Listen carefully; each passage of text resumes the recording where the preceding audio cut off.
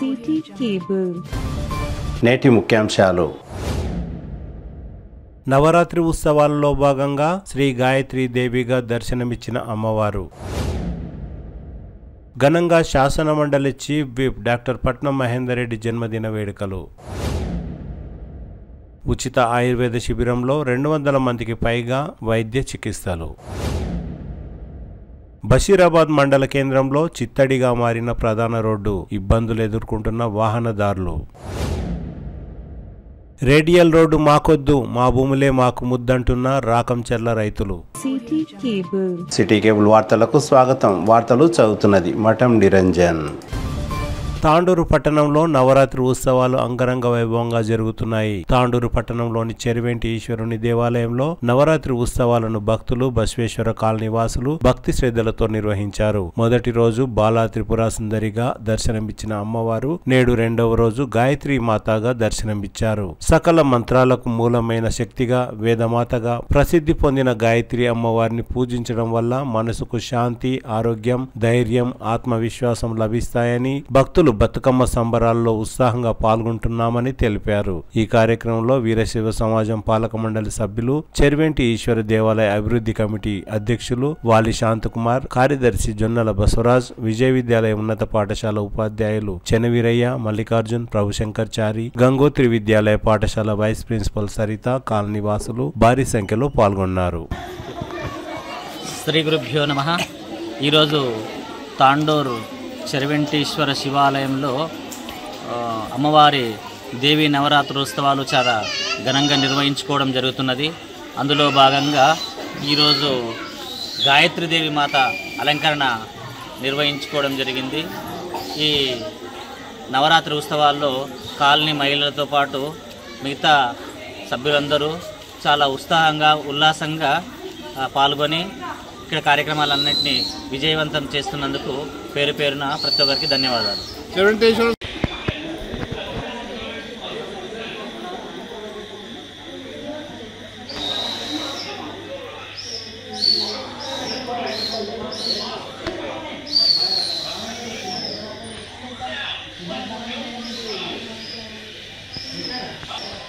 ముందుగా అందరికీ శుభ సాయంత్రం. ఈరోజు రెండవ రోజు బతుకమ్మ సంబరాలు జరుపుకుంటున్నాము. రెండవ రోజు గాయత్రీదేవి అలంకరణ జరుపుకుంటున్నాము. మా కాలనీ వాసులు అందరూ ఇక్కడ భూమి కూడి మనము రోజు బతుకమ్మ సంబరాలు చేసుకుంటాము. లలిత కుంకుమార్చనతో స్టార్ట్ చేసి పారాయణముతో ముగిస్తాము. తర్వాత బతుకమ్మ ఆడి చాలా సంతోషంగా జరుపుకుంటాము.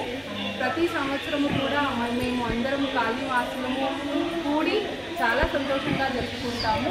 ఇలానే ఎప్పుడు జరుపుకోవాలని మా కాలనీ వాసులని ఆశిస్తున్నారు. చాలా ధన్యవాదాలు. తాండూరు పట్టణంలోని కన్య పాఠశాల మైదానంలో నిర్వహిస్తున్న నవరాత్రి ఉత్సవాలలో మడపతి రాజశేఖర స్వామి ఆధ్వర్యంలో పలు ప్రత్యేక పూజా కార్యక్రమాలు, ప్రవచన కార్యక్రమాలు జరుగుతున్నాయి. అందులో భాగంగా నేడు గాయత్రి అమ్మవారి విశిష్టతను గురించి రాజశేఖర స్వామి భక్తులకు వివరించారు. నారదుని లేక ఇక్కడదక్కడ చెప్తాడు, అక్కడిదిక్కడ చెప్తాడు, కానీ ఎప్పుడు కూడా స్థిరంగా ఉండడంటారు కదా. ఇంటింటికి ఒక నారదుడు ఉన్నాడంట. కలియుగము లోపల, మహాభారతము లోపల ఒక్కడే శకుని ఉన్నాడు, కానీ ఇప్పుడు ఈ కలి ప్రమాణము లోపల శకుని కడప కడపకొకడు ఉన్నాడండి. ఆ కడప కడపకి ఎట్లుంటది అంటే అధికస్య విఘ్నం శుభస్య అధిక విఘ్న. అంటే ఏ శుభ కార్యక్రమము చేయాలన్నా కూడా ఎన్నో విఘ్నాలు వస్తాయంట. అన్ని విఘ్నాలను కూడా దూరము చేసేటువంటి శక్తి ఏదున్నది అంటే జగన్మాత ఉన్నది. కాబట్టి ఎన్ని విఘ్నాలు వచ్చినా కూడా తొక్కుతూ తొక్కుతూ ముందలికి పోతా అని అమ్మవారు సంకల్పం చేశారు. అట్లా నారద మహాముని కూడా కైలాసానికి పోయిందంట. పోయి పార్వతీ పరమేశ్వరులు ఇద్దరు కూడా కూర్చొని ఉన్నారు. మంచిగా కూర్చొని ఉంటే వారి చుట్టూ కూడా ప్రదక్షిణ చేసి అమ్మవారికి, అయ్యవారికి ఇద్దరికీ కూడా నమస్కారం చేసింది నారదుడు. చేయంగానే ఆ నారద మహాముని శివుడు చూసి అడిగిండయ్యా, నారద ఎందుకయ్యా వచ్చావు, ఏమి సమాచారం అని అడిగిందని. అడగంగానే నారదుడు అంటాడు, ఏమి చేయాలి తండ్రి, జగన్మాత నీకు తెలియనిది ఏమున్నది, భూలోకము లోపల మనుషులు పుట్టి పెరిగి 84 లక్షల జీవరాశులు పుట్టి పెరిగి ఎన్నెన్నో కడుపుల్లో పుట్టుకొని వచ్చి మిమ్మల్ని తయారు చేసినటువంటి భగవంతుని మరిసి ఏమి గుర్తు పెట్టుకుంటున్నారు అంటే పరార్థమైనటువంటి ఇహసుకాలంటే డబ్బు గాని, ఆస్తి గాని, ఇల్లు గాని, జాగా, పంచాయతీలు వీటినే గుర్తు పెట్టుకుంటున్నారు గాని పరమాత్మ మిమ్మల్ని తయారు చేసిన వాడిని గుర్తు చేసేటువంటి వాడే లేడు కలియుగంలో అన్నాడంట. అనగానే ఆ శివుడు అమ్మవారిని చూసి చిరునవ్వును నవ్వి అంటున్నాడంట. ఏమంటున్నాడంటే, నీవు జగన్మాతవు కదా, అందరికీ కడుపు నింపేటువంటి అన్నపూర్ణవు నీవే, అందరినీ పోషించే లలితాంబవు నీవే, ఆఖరికి అందరినీ కూడా తీసుకుపోయేటప్పుడు నేను నువ్వు ఇద్దరము కలిసే కదా శ్మశానానికి పోయి నిన్ను నమ్ముకున్న భక్తుల్ని నీవు తీసుకుంటావు, నన్ను నమ్ముకున్న భక్తుల్ని నేను తీసుకుంటా. పార్వతి, ఈ కలియుగం లోపల నీవు మళ్ళీ అవతారం ఎత్తాలి, ఎత్తి అందరినీ కూడా నీవు దుష్ట శిక్షణ చేసి శిష్ట రక్షణ చేయాలి అన్నదంట. అన్నప్పుడు జగన్మాత అంటది, తప్పకుండా స్వామి, పరమాత్ముడే చెప్పిన తర్వాత కాదు అనము కదా. జగత్తంతా చూడు, నారదుడు చెప్పినట్లు ఎట్లున్నది అంటే, తనను తయారు చేసినటువంటి వాణ్ణే మరిసిపోయి మనము పుట్టేటప్పుడు కూడా ఏ విధమైనటువంటి సంకల్పంకు పుడతామో చనిపోయేటప్పుడు ఆ సంకల్పము లేదంట. అందుకే ఇప్పుడు బొమ్మను చూసారు కదా, ఇక్కడ నవరాత్రులు ఎట్లున్నాయి అమ్మవారు, అద్భుతంగా ఎంత మంచిగా చెక్కింది ఆ శిల్పి అంటే, అమ్మవారిని చూస్తే ఏడికో పోయి చూసే అవసరం లేదు, కన్యా పాఠశాలకు వస్తే చాలు అమ్మవారి దర్శనం అవుతుంది కదా. అటువంటి శిల్పి అంటే బొమ్మలు తయారు చేసేటువంటి వాడనేనంట. ఒకరోజు భగవంతుడే అమ్మవారు ప్రత్యక్షమయ్యిందంట. కాంగనే ఆ మనిషికి అనేనంట, నీవు చేసినటువంటి బొమ్మలు నేను చేసినటువంటి బొమ్మలకు వ్యత్యాసం ఉన్నది జగన్మాత. నీవు చేసిన బొమ్మలేమో పుట్టినప్పుడు అన్ని కరెక్ట్ గానే పుడతాయి, కానీ పెద్దగైన తర్వాతనేమో ఆశ, వ్యామోహము, కామము, క్రోధముల పుట్టి ఏమైతాయి అంటే మట్టిని తిని మట్టి లోపలికే కలిసిపోతాయి. కానీ నేను చేసిన బొమ్మ అట్లా కాదు తల్లి, ఎప్పుడు కూడా అబద్ధమాడది నా బొమ్మ, ఎప్పుడు కూడా ఇతరులని దోసుకొని తినేటువంటి బొమ్మ కాదు నాది తల్లి, నీ నాటకము కన్నా నా నాటకమే పెద్దదనేనంట ఆ శిల్పి. అంటే జగన్మాత చిరునవ్వు నవ్వేనంట, లేదు తండ్రి, అందరికీ సమానమైనటువంటి స్థానమే ఇచ్చిన తల్లి గర్భము లోపల, కానీ పుట్టిన తర్వాత వానికి ఎన్ని అవకాశాలు ఇచ్చినా, ఎన్ని భక్తి అవకాశాలను కల్పించినా వాడు ఈడికి రాకుండా ఏడికి పోతాడు అంటే స్వార్థమైన బుద్ధికి పోతాడు కదా. అందుకే ఈ యొక్క పురాణము అవసరమని చెప్పి చిదానందాత్మ విరచిత మహాస్వామికి ఈ యొక్క పురాణము చెప్పారంట. అది గురించి విందాం. అయితే నిన్నటి రోజు అమ్మవారి ఏమి అవతారము? బాలా త్రిపుర సుందరి. కానీ నిజంగా మూలానికి పోతే అమ్మవారివి 9 పేర్లు ఉన్నాయి.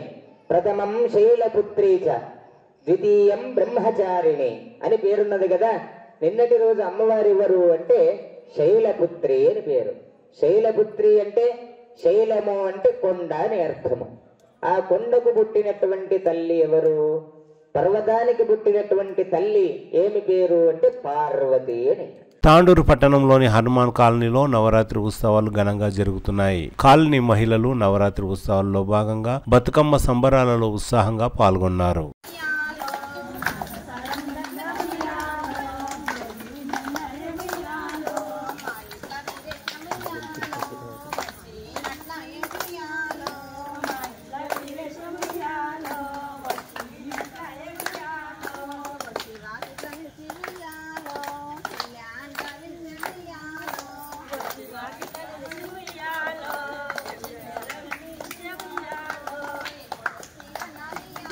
అందరూ ఒకటే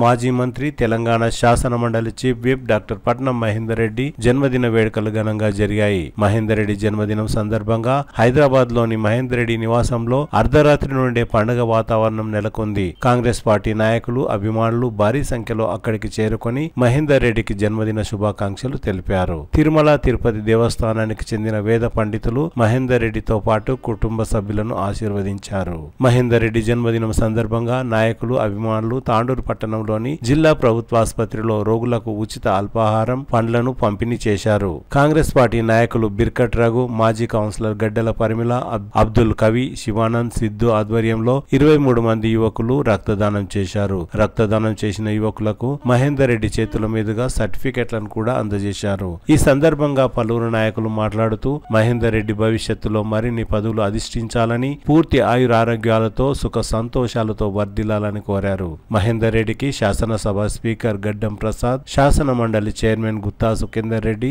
ఎమ్మెల్యేలు కాళే యాదయ్య, ప్రకాష్ గౌడ్, రామ్మోహన్ రెడ్డి, మాజీ ఎమ్మెల్యే కెఎస్ రత్నం, రాష్ట్ర నాయకులు కర్ణం పురుషోత్తంరావు, తాటికొండ పరిమల్, భగవాన్, మెకానిక్ రాజు, గాజీపూర్ నారాయణ రెడ్డి, కందనెల్లి మాజీ సర్పంచ్ మోహన్ రెడ్డి తదితరులు జన్మదిన శుభాకాంక్షలు తెలిపారు.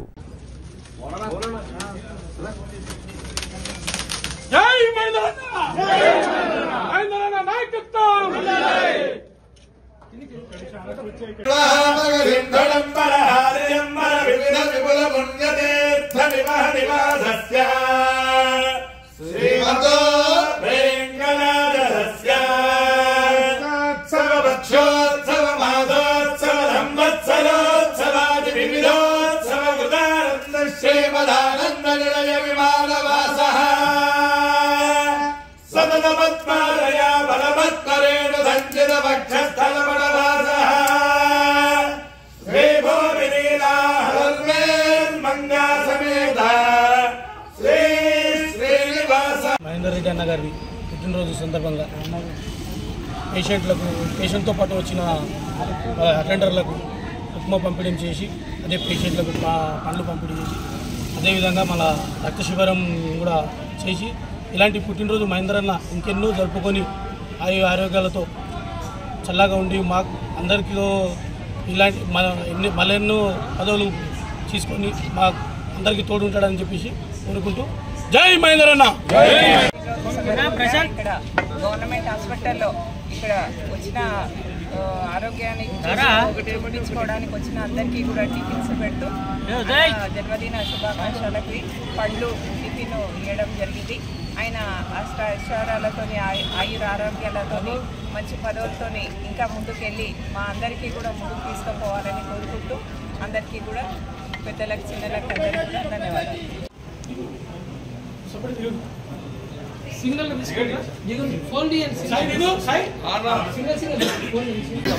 కొంచెం జరగండి సార్. సీఎం గారు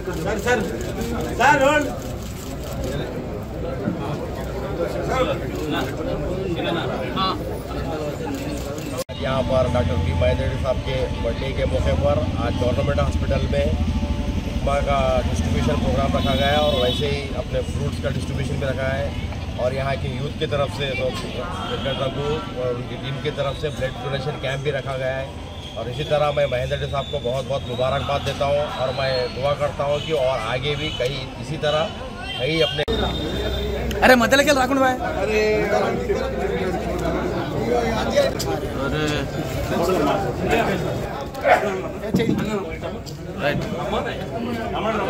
ओके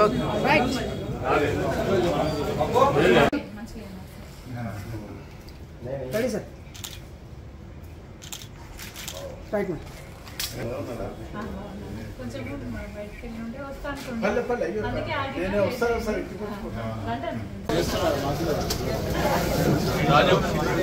చేయలేనా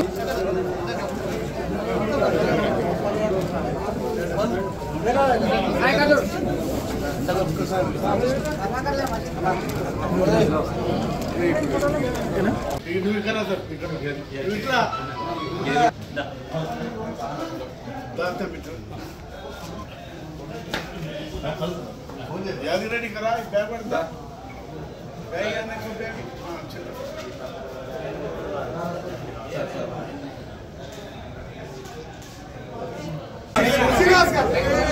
अरे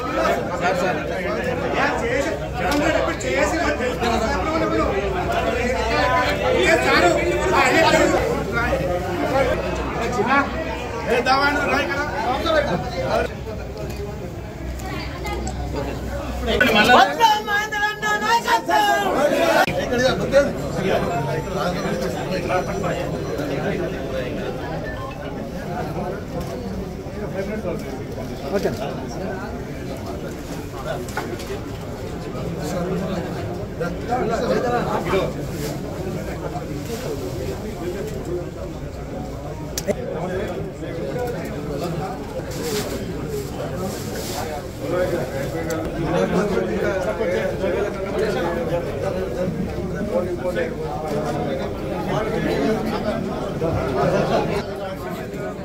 మళ్ళీ జనా బోకే పట్టుకో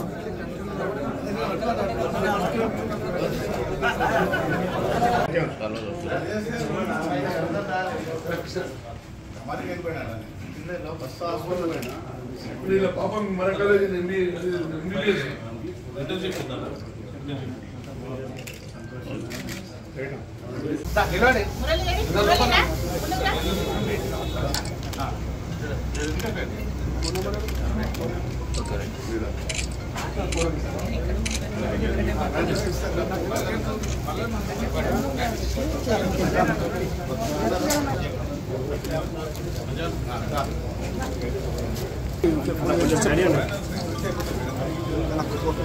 అరే రమ్మంటే డిస్టర్బెన్స్ చేస్తున్నాను నా సైడ్ అనే మొదలుగా సైడ్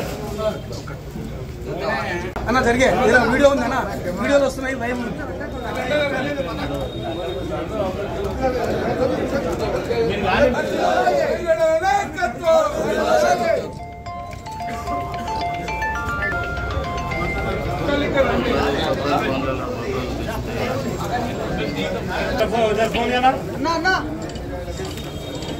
తాండూరు పట్టణంలోని ఆర్యవైశ్య కళ్యాణ మంటపంలో 10వ ఆయుర్వేద దినోత్సవం సందర్భంగా ఆయుర్వేద వైద్యులు ఉచిత ఆయుర్వేద శిబిరాన్ని నిర్వహించారు. మంగళవారం ప్రభుత్వ ఆయుర్వేద వైద్య శాఖ ఆధ్వర్యంలో నిర్వహించిన ఆయుర్వేద శిబిరంలో సుమారు 200 మందికి పైగా చికిత్సలు అందించారు. ఈ కార్యక్రమంలో డాక్టర్ గణపతిరావు, కమల, యోగా శిక్షకులు శివకుమార్, ప్రవీణ్, ఆర్యవైశ్య సంఘం పట్టణ అధ్యక్షులు ఆలంపల్లి శ్రీనివాస్, సంతోష్, పీపుల్స్ కళాశాల మాజీ ప్రిన్సిపల్ కోస్గి తిప్పయ్య తదితరులు పాల్గొన్నారు.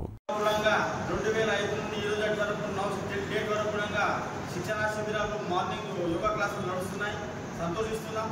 ఆరోగ్యం కాపాడడానికి ముఖ్య ఉద్దేశంగా ఇంటర్నేషనల్ ఆరోగ్య దినోత్సవాన్ని మా సంఘ ప్రాంగణంలో జరుపుకోవడం మా ఆరోగ్య సంఘం అదృష్టంగా భావిస్తున్నాం. అలాగే రాబో రోజుల్లో కూడా మీకు ఏ విధమైన సహాయ సహకారం కావాలన్న కూడా మేము ఖచ్చితంగా సహాయ సహకారం అందిస్తామని తెలియజేస్తున్నాం. అలాగే మా కార్యదర్శి వినోద్ గారు మరియు సహకార్యదర్శి సంపన్న గారు కూడా ఈ కార్యక్రమాన్ని ఇచ్చేశారు. వారందరూ కూడా ఈరోజు ఇంటర్నేషనల్ యోగా డేలో ప్రజలు కూడా గమనించి మనం యోగాలను ఆయుర్వేదం నుండి ఎంత ప్రాముఖ్యత ఉందో డాక్టర్ల వారు మరియు సిబ్బంది వారు చెప్పిన సూచనలు సలహాలు పాటిస్తూ బషీరాబాద్ మండల కేంద్రంలో ప్రధాన రోడ్డు చిత్తడిగా మారింది. దీంతో పాదచారులకు, వాహనదారులకు ప్రధాన రోడ్డు తీవ్ర ఇబ్బందిగా మారింది. ఇటీవల కురిసిన భారీ వర్షానికి రోడ్లు గుంతలమయంగా మారాయి. రోడ్డుపై వాహనాలు, పాదచారులు, ద్విచక్ర వాహనదారులు వాహనాలను నడపలేక ఇబ్బందులు ఎదుర్కొంటున్నారు. ప్రజాప్రతినిధులు, అధికారులు దృష్టి సాధించి రోడ్డుకు మరమ్మతులు నిర్వహించాలని బషీరాబాద్ ప్రజలు కోరుకుంటున్నారు. ఇప్పుడే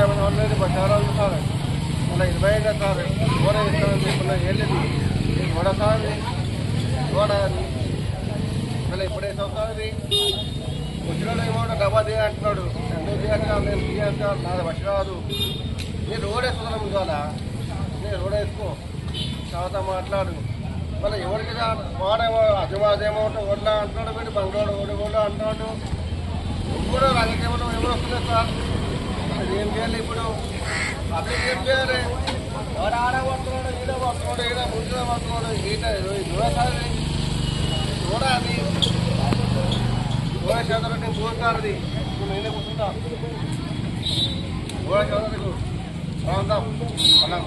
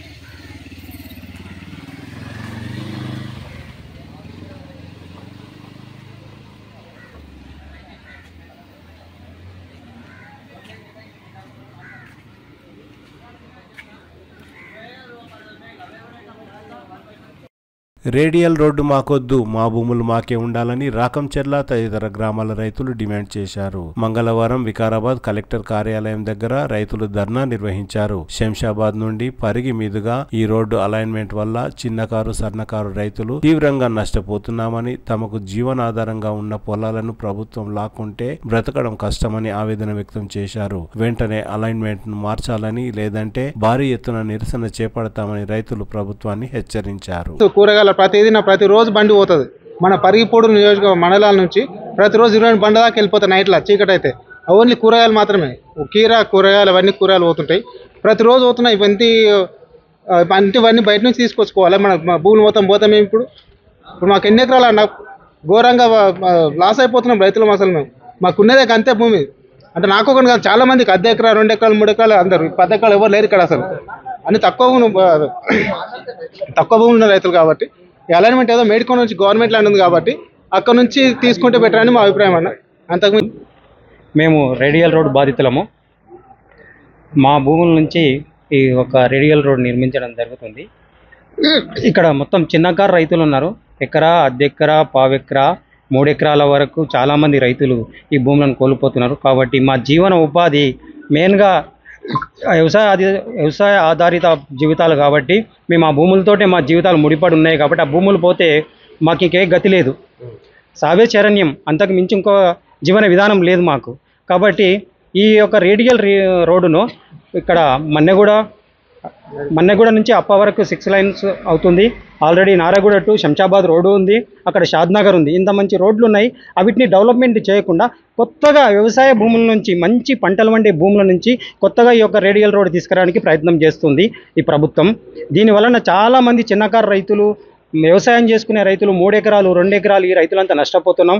కాబట్టి మాకు వ్యవసాయమే మాకు దిక్కు. కాబట్టి మా జీవన విధానమే వ్యవసాయ జీవన విధానం. కాబట్టి మేము ఈ భూములు కోల్పోతే మాకు మరణం తప్ప ఇంకో మార్గం లేదు. కాబట్టి ప్రభుత్వం మరొకసారి ఆలోచించి మా భూముల నుంచి కాకుండా ఇంకా వేరే దిక్కు అలాట్మెంట్ తీసుకొని అక్కడి నుంచి రేడియల్ రోడ్ మార్చుకొని అక్కడి నుంచి రేడియల్ రోడ్ నిర్మిస్తే బాగుంటుందని మేమంతా రైతులమంతా ఈరోజు శంషాబాద్ నుంచి పరిగి వరకు రేడియల్ రోడ్ నిర్మాణం చేస్తున్నారు. 55 కిలోమీటర్ల ఒక రేడియల్ నిర్మాణం అని చెప్పేసి ప్రభుత్వము గూగుల్ ఎర్త్లో ఇచ్చింది. మరి పేపర్లో కూడా వస్తూ ఉంది. దానివలన మేమందరం కూడా చాలా భయాందోళనకు లోనవుతున్నాం. మా జీవితాలు, మా కుటుంబాల చిందరవందర అయ్యే అవకాశాలు ఉన్నాయి. మాకు జీవన విధానం వేరే లేదు, వేరే ఉపాధి కూడా లేదు.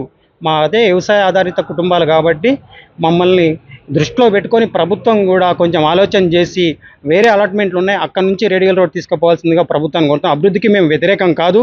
కాకపోతే మాకు ఉన్నాయి ఆ భూములు, పంటలు వండే భూములు, అవి కూడా గవర్నమెంట్ అసైన్ భూములు కావు, మొత్తం పట్ట భూములు, మా తాతల నుంచి వస్తున్నటువంటి భూములు. ఈరోజు మొత్తం భూములు పోతున్నాయంటే మాకు ఎంతో బాధగా ఉంది. అంతా చిన్నకారు రైతులం ఉన్నాం. కాబట్టి ప్రభుత్వం మరోసారి ఆలోచన చేసి ఈ యొక్క అలాట్మెంట్ను వేరే దిక్కు మార్చగలరని చెప్పి ప్రభుత్వానికి రేటులు రాలేదు. గూగుల్ ఎర్త్లో మాత్రం మ్యాప్ ఇచ్చారు, న్యూస్లో ఇస్తున్నారు. మొన్న సీఎం గారు మార్కింగ్ ఇచ్చారు. సీఎం గారు కూడా మొన్న అనౌన్స్మెంట్ చేసిండు. కత్వాల్గూడ నుంచి రంగాపూర్ వరకు, కొడంగల్ వరకు 55 కిలోమీటర్లు రేడియల్ రోడ్ నిర్మిస్తున్నామని సీఎం గారు స్వయంగానే ఆయన నోటుకుంటేనే ఆయన చెప్పిండు. కాబట్టి మాకు అందరికీ ఆందోళనగా ఉంది. మా భూముల నుంచి ఇప్పుడు గూగుల్ ఎర్త్లో ఉన్న మ్యాప్ అయితే మా భూముల నుంచే పోతుంది. కాబట్టి ఆ రైతులం మాత్రమే ఉన్నాం ఇక్కడ, రైతులం మాత్రమే ఈ ధర్నాకు కంకల్ గ్రామం పేరు గట్పల్లి రాములు. మా మంచి పొలాలు ఒక 1000 మందిని నడిపే 500 మా కుటుంబాలు నడిపే పొలాలు, మంచి పచ్చగా ఒరిజినల్ రాగళ్ళు, పంట పంటి 1000 కుటుంబాలను బతికించేటటువంటి పొలము. మేము బతుకుతూ 10 మందిని బతికించేటంటి పొలం అవి. అట్టి పొలాలలో కాకుండా కొన్ని 4 రోడ్లు ఉన్నాయి. ఇప్పుడు షాద్నగర్ 4 లైన్ల రోడ్ అవుతుంది. శంషాబాద్ నుంచి నాగర్గూడ వరకు 6 లైన్ల రోడ్ వచ్చింది. మాకు ఇక్కడ కడుమూరు వరకు డైరెక్ట్ రోడ్లు కూడా ఉన్నాయి. అట్టి రోడ్లను ఎడల్పు చేసి ఇంకా మంచిగా మా పొలాలు పోయినా సరే అటు దాంట్లో పోయినా బాధ లేదు. ఇంకా కొద్దిగా దాన్ని గడుచుకొని ఇంత పోతుంది. మళ్ళీ తవతల అప్పకాడ నుంచి ఇది ఉన్నది, చిట్టంపల్లి రోడ్ ఉన్నది, బీజాపూర్ హైవే 4 లైన్ల 4 దిక్కుల అవకాశం ఉన్నది. కాబట్టి ఈ పేద ప్రజలు ఆగమవుతున్నారు. 6 ఎకరం 2 ఎకరాలు 5 ఎకరాలు ఉన్నారు. దేశానికి రైతు ఎన్నముక్క ఎట్లా ఉండదో మా పొలాలు రైతుకు ఎన్నుముక్క లాంటి పొలాలు ఉన్నాయి. అవి మమ్మలను మా జీవన ఉపాధి అది తప్ప మాకు వేరే మార్గం లేదు. దయచేసి దాన్ని ఎక్కడన్నా ఉన్న రోడ్లను ఎడర్పు చేయాలని మేము కోరుకుంటున్నాం. అయితే మీడియా మిత్రులందరూ కూడా మరోసారి నమస్కారాలు. అయితే ఈ పరిగి నియోజకవర్గంలో 2 మండలాలు, ఒకటి పూడూరు మండలము, ఒకటి పరిగి మండలము. ఈ 2 మండలాల నుంచి దాదాపుగా 8 గ్రామాలు పోతున్నాయి. ఆ 8 గ్రామాలు నుండి పోతున్నాయి. ఆ 8 గ్రామాలలో దాదాపుగా 360 ఎకరాల సాగు భూమి, పత్తి, మొక్కజొన్న, కందులు, శనగలు, ఏదైతే నూనె దినుసులు ఉన్నాయో ఆ పంటలు పండిస్తారు. చాలా నల్లరేగడి. ఇక్కడ ఉన్నటువంటి అందరూ కూడా దాదాపుగా 100 మంది వచ్చినాము. అయితే మా ఇది ఏదైతే ఉన్నదో మొత్తానికి 200లకు పైగా కుటుంబాలు నష్టపోతున్నారు. కాబట్టి మేము ఏదైతే రైతులము ఈ నిరసన కార్యక్రమం చేస్తున్నామో, ఎందుకంటే శంషాబాద్ నుండి ఈ పరిగి నియోజకవర్గానికి 3 అలైన్మెంట్ రోడ్డు నిర్మాణం జరుగుతున్నాయి. ఆల్రెడీ 3 సర్వేలు కూడా జరిగింది. ఒకటి వచ్చేసి శంషాబాద్ నుంచి రంగపూర్ వరకు రాకంచర్ల, అదేవిధంగా శంషాబాద్ నుంచి మేడికొండ వరకు రెండో ప్రతిపాదన, మూడోది శంషాబాద్ నుండి కుత్బుల్లాపూర్ వరకు మూడో ప్రతిపాదన. ఈ మూడు ప్రతిపాదనలలో మాది ఏదైతే ఇక్కడ రైతులు నిరసన కార్యక్రమం చేస్తారో దాదాపుగా 360 ఎకరాలు ఏదైతే ఉన్నదో నల్లరేగడి పూరా సాగులో ఉన్న భూమి. మేమేమంటున్నాం అంటే ప్రభుత్వానికి ఏది కూడా మేము వ్యతిరేకం చేయట్లేదు. ఏదైతే అభివృద్ధి కార్యక్రమాలు చేస్తారో వాటన్నిటికీ మేము స్వాగతిస్తున్నాము. ఏదైతే ఇప్పుడు రెండో ప్రతిపాదన ఉందో శంషాబాద్ నుండి మేడ్కొండ వరకు సాగులేని భూమి ప్రభుత్వ భూమి ఉన్నది. అక్కడ ప్రభుత్వ భూమి దాదాపుగా 110 ఎకరాలు ఉన్నది. ఆ 110 ఎకరాలకు వెళ్ళి రోడ్డు నిర్మాణ పనులు జరిగితే అక్కడ 3 గ్రామాలే రాళ్లతోటి మట్టి ఏమంటారు గుట్టలతోటి నిర్మాణం అయినది కాబట్టి ఎక్కువ రైతులు నష్టపోవడానికి వీల్లేదు. కాబట్టి ప్రభుత్వం వెంటనే ఇక్కడ రైతులందరూ కూడా చాలా ఆందోళన పడుతున్నారు. ఎందుకంటే గూగుల్ ఎర్త్ మ్యాప్లో ఇచ్చింది, మరి ఇది నిజంగా పోతుంది కావచ్చు అనే ఆలోచనతో అందరూ ఏడుస్తూ ఉన్నారు. రైతులందరూ చిన్న రైతులు 2 ఎకరాలు, ఎకరా, 20 గుంటలు, 30 గుంటలు ఉన్న భూమి ఉన్న రైతులే ఉన్నాం. ఇక్కడ చిన్నకారు రైతులు ఉన్నాం. ప్రభుత్వం వెంటనే మాకు సానుకూలంగా స్పందించి ఇక్కడ ఉన్నటువంటి అలైన్మెంట్ను చేంజ్ చేసి వేరే అలైన్మెంట్కు మార్చాలని మేము రైతుల అందరం కూడా ముక్త కంఠంతో చెప్తున్నాం. ఎట్టి పరిస్థితుల్లో మా భూములు ఇచ్చేది లేదు. మా ప్రాణాలు పోయినా సరే, మా శవాల మీద రోడ్లు వేసుకున్నా సరే కానీ మేము భూములు ఇచ్చే పరిస్థితి అయితే లేదు. తిరిగి వచ్చే బులెటిన్లో తాజా వార్తలతో మళ్ళీ కలుద్దాం. అంతవరకు సెలవు, నమస్కారం. మరిన్ని వార్తల కోసం ఛానల్ సబ్స్క్రైబ్ చేయండి, షేర్ చేయండి, లైక్ చేయండి, కామెంట్ చేయండి. CT Cable.